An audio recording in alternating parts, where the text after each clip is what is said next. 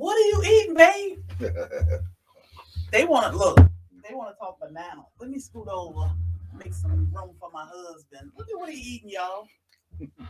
More. Let me see this. More cake. Probably not the best thing after doing some cardio. But, yeah.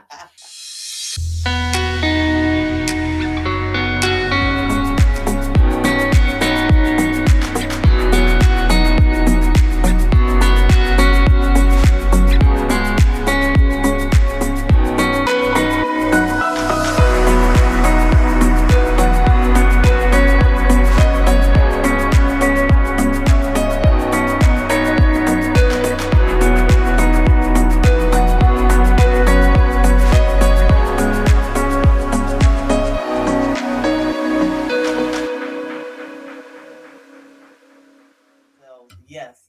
So I made a carrot cake. Melissa said, no, he ain't in his gym attire. Yes, he is, girl. Eating cake. I just walked in the door. Yes, Melissa. Yes, he is. That shit said, what cake? Laugh out loud. Yeah. It's not much to it left. Yeah. But those are all the bananas we have right now that I'm just going to peel them and freeze them. And when I make smoothies, I got frozen bananas already. And we already ate some of them. I cut them all off the bottom. So. Yeah. So that is what you get when you grow bananas. Do you dig up pups? A lot of them. No, the best thing, the best practice is to leave 3. That's the best practice. 3 pups per. Well, the mother, you want the mother plant, the daughter plant, and the grandmother plant. So you want all 3 of them so they can replace each other. And the more trees you got, the more they fight for nutrients. So you kind of want to lessen that. So when one plant died, the other one is ready. Well, once it fruit and you harvest that fruit, the next plant is ready, to go ahead and do its thing. So you want to try to keep those 3 there at least. Now, a lot of people keep big clumps. They feed their plants a lot, and they still get a bunch of fruit. But that's not everybody. I'm definitely gonna do sweet potato pancakes because this beautiful lady. Wayne Low. Who's that getting? No, Bobby. Oh, I'm here. You still have phone rolling. Oh, no. I'm sorry. Let me stop it.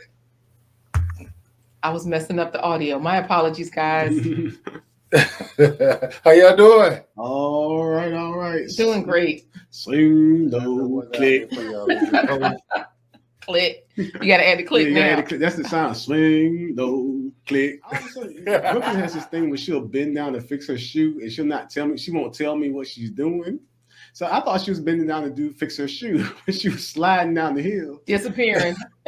She landed on the sled, like on her stomach, going feet first backwards, and she slid all the way down the hill and flipped and rolled. It was like, the whole time.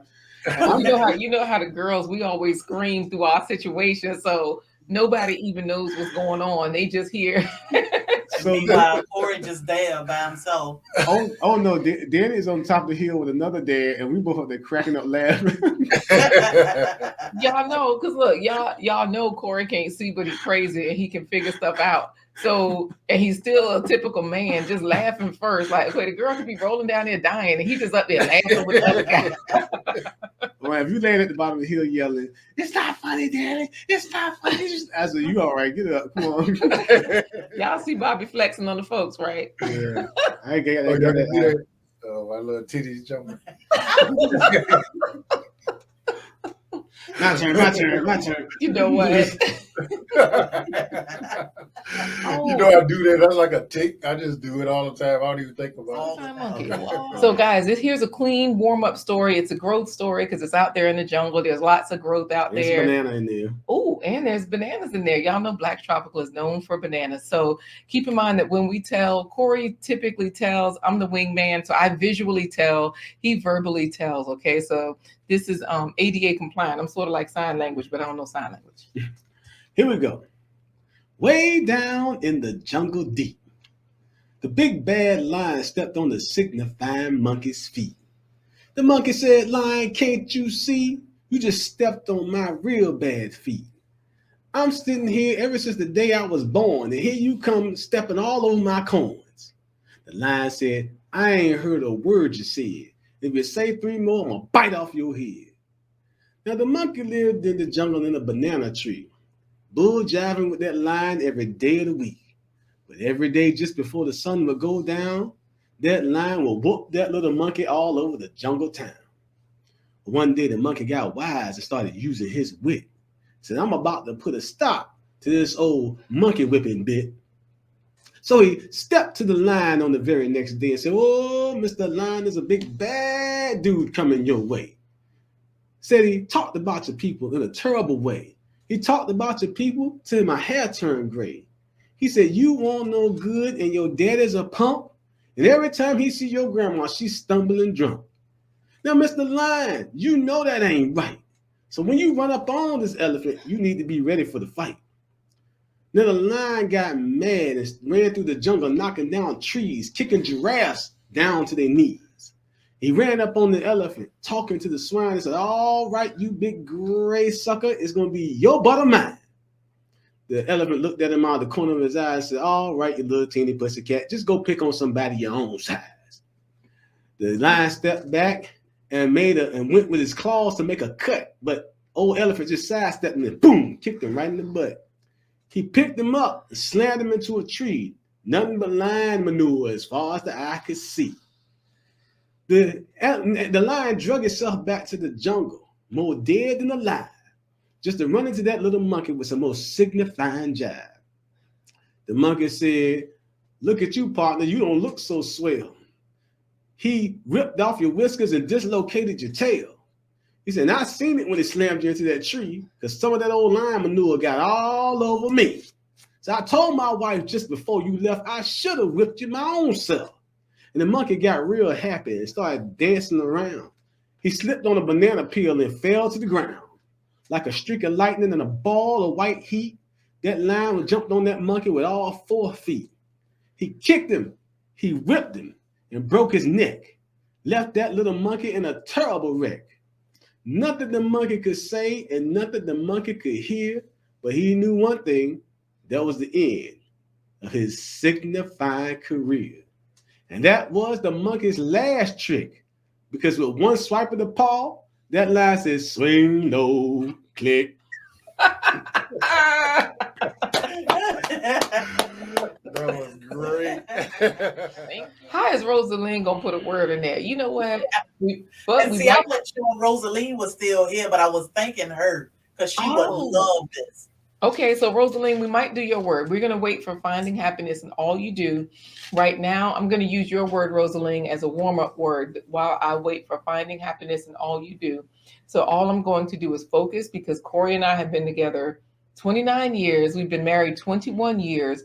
And, you know, we just have a lot of chemistry between us. So ask for my energy. Say it when you feel it. Please focus on my energy. Ask for my pulses. Realize my pulses. Ask for my energy. Give it when you have it. Hamanale, hamana dum dum bada fula e hamana tangale, hamana. Hamanale, hamana dum dum bada fula e hamana tangale, hamana.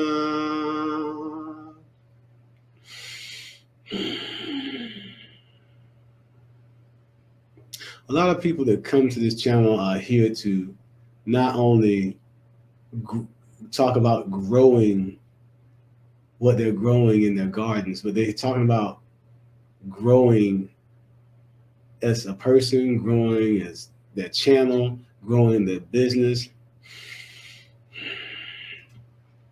We got lots of growers here in the chat that are doing great things. And I feel like this person almost has a connection with me because they said a word that just resonates with me, because it's something that I really enjoy, and it just gives me, whenever I'm able to get this, it makes me happy. I enjoy it. It's never been bad. I've had it grilled. I've had it all sorts of ways, and I really, really enjoy this. So this person has a connection with me on a different level. And I don't know exactly what it is, but it was like they knew that I love asparagus. Thank you. I was sending it. Asparagus. That's what Rosaline said. Asparagus. Oh wow. Yes. Okay, so that was our warm-up. Yeah, okay, let me put that on the screen. Yes, asparagus. Yes, Rosaline. Thank you. Thank you. Thank you. So really we were waiting for finding happiness in all you do, and they have their word in there. We were using Rosaline's as a warm-up. So if you guys enjoyed that, share the video. You have to watch. You have to watch. That's all. Because we're here to help Black Tropical grow, right? Hold up. Yes. Finding happiness in all you do. If you do that, you have to do it on live. Something. Because we got to see that. Yeah, talking about if he gets my word, I'm doing cartwheels. Okay. All right. So we're gonna what they talking about? Shut the front, back, and side door, but also what in the ham and cheese sandwich is going on? I need a connection like this. Wow. Finding happiness in all you do. So we're gonna do this other word from what is it? Finding happiness in all you do. Corey and I have been together 21 years. We've been married 29 years. And so we do have 3 children. The oldest one is 15. So we've had a lot of time together alone where we, really focus, and we work together all this time. So a lot of long hours traveling and working and talking. I'm gonna stop talking. All the time alone led to the 3 children. So I'm gonna, I am going to focus, and then you guys can mute right now unless there's something you want to say before we mute. Go ahead, Cherie, Bobby. Nope. Okay. We just don't want to. We're ready. All right. Rosalind shared it on her Facebook group. Thank you so much, because it makes a difference. That YouTube analytics will even show you where people watch from. So that helps, guys. All right. I'm going to focus. I'm going to get to your word, finding happiness in all you do. I'm focusing, and I'm going to keep my hands where you guys can see them.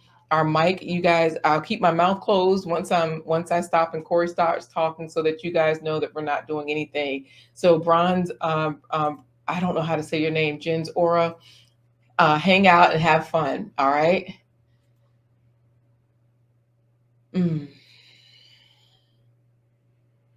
Hold on to my energy. Understand my pulses. Never let any other pulses interfere. Take my energy. If it's not my pulse, don't receive it. Now feel it. Give it to me. Ti wuli ba, dimba titi wuli ba. So what I say. Ti wuli ba, dimba titi wuli ba. So what I say. Ti wuli ba. Ti wuli ba. So what I say. Ti wuli ba, dimba titi wuli ba. So what I say. Ti wuli ba. Ti wuli ba. So what I say. Whoo! These people either know me, or they know something about me, or they've heard me on it. I don't know where this is coming from, because it's Rosaline, right? Was it Rosaline? I think they said asparagus. Mm-hmm. So finding happiness, and she knew, it's like Rosaline knew that was one of my favorite vegetables. So now here we got finding happiness, connecting on another level. Because I'm country. My folks are country. They're straight out of the backwoods of a small community in North Carolina. And they did lots of things that were similar to a lot of the homesteaders. They raised animals, chickens, hogs, ducks, geese. They did grow figs, corn, fruits, collards, all sorts of things. And I was very active as a child in doing a lot of those things. I never really got to go and do one of my favorite activities in the country, which aside from chopping wood, I like to chop wood, so that was a good thing. And we spent a lot of time in the forest, and we would go out looking for sassafras roots for my grandmother for the teas and tinctures she would make in case somebody came down with the chicken pox or things like that. But one of the happiest times for us in the country, especially this time of year, anytime we get into November and December, Grandma would be in the kitchen and she'd be rolling out the dough and getting it ready to make her famous homemade drop biscuits. And we would be out and about, maneuvering around the house, and Granddaddy wouldn't be there. But all of a sudden, behind the house, we hear "Ka!" And my grandma would say, "Hot daggone record, he got it." And then, sure enough, my grandfather would either come carrying what he had, or he would have to come get the truck and go get what he had because it was a large animal that he had been hunting. Hunting. That's her word. Hold on, let me go back and find hunting. That was finding happiness in all you do. Yes, let me find it. Hold on. There it is. Okay. So the word is hunting. You got it. Excellent. I'm blindfolded and I'm blind, so I didn't see a thing. That's amazing, ain't it? All right, Corey. So this story, guys, we got 3 minutes to tell it, and as professional storytellers, we can do this one. Which one? Anansi and the yams, or the bananas, or however you want to do it. We can use yams since they're talking about sweet potatoes, or we can use bananas since we're talking about blacks. But our signature, our original, our absolute favorite. Gotcha. And of course, guys, if you like the story, that means you gotta, you know what to do. Hit the share button under the video. You don't need a community tab. Share it to all those places, and you also got to watch some of Black's videos because we're all growing. So anytime you're ready to start, Corey, did you want to set it up or you just go into it? Well, this story tells what happens when you lose your cool and you start thinking about the things that you're doing or what's going on around you. And it's an Anansi tale that comes all the way from the Akan culture of Ghana, West Africa. Oh, Anansi, the tricky little spider. Sometimes he's a man, sometimes he's a spider. And in this story, he is a spider. And it goes a little something like this. Long ago in a far-off land, there once was an evil, ugly, ferocious witch who had magic powers. Now, this evil witch was always casting spells on people when they did something that she did not want them to do. One day, the king's children were playing too closely to her home and made lots of noise, and they trampled in her garden and stepped on her yams. And she was so angry with them that she cast a spell on them that turned them all into elephants. When the king learned that his children had been turned into elephants by the witch, he ordered his best men to go and capture the witch and bring her before him to be judged. But the witch was able to escape. But before she did, she zapped the land with another spell and said, "Anyone that says the number that comes after 4 and before 6, you're going to freeze like a stone forever. If you say the number that comes after 4 and before 6, you'll freeze like a stone forever." Now, when it came down to counting, it made it difficult. When you had to count your bananas in your tree, you had to count a different way. And the people were smart, so they found out they could count like this: 1, 2, 3, 4, 6, 7, 8, 9, 10. When it came to counting their bunnies, they counted like this: 1, 2, 3, 4. Hush, hush. 6, 7, 8, 9, 10. Now, in the forest next to the village, there lived a spider named Anansi, and he heard the witch's spell, and he said, if I can trick Miss Guinea Fowl into saying the number for hush hush, she'll freeze like a stone and never try to eat me for supper again. So to put his plan into pace, Anansi lined up 10 of the biggest yams he could find. And when Miss Guinea Fowl came clucking down the road, she smelled the yams and she pecked around them. And she wondered whose yams they were.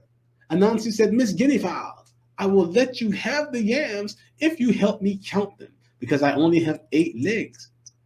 Miss Guinea Fowl stepped to the yams and she said, okay, Mr. Anansi, I'll see what I can do. You count to 10 by going 1, 2, 3, 4, hush, hush, 6, 7, 8, 9, 10. Now this went on for hours on end, and Miss Guinea Fowl would never say the number for hush, hush.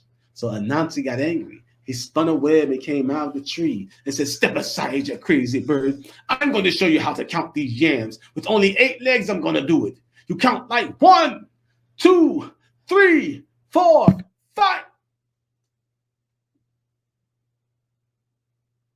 And he froze like a stone because he said the magic number for hush hush.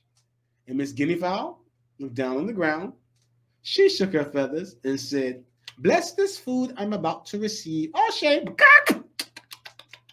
And gobbled Anansi up for her supper. And he was never seen again because he lost his cool and stopped thinking about what he was doing. And that was the end of that. Thank you. Y'all are amazing. I will let y'all go, and I will see y'all in these YouTube streets. We most definitely appreciate all the love, all the support, watching our videos, you know, everything.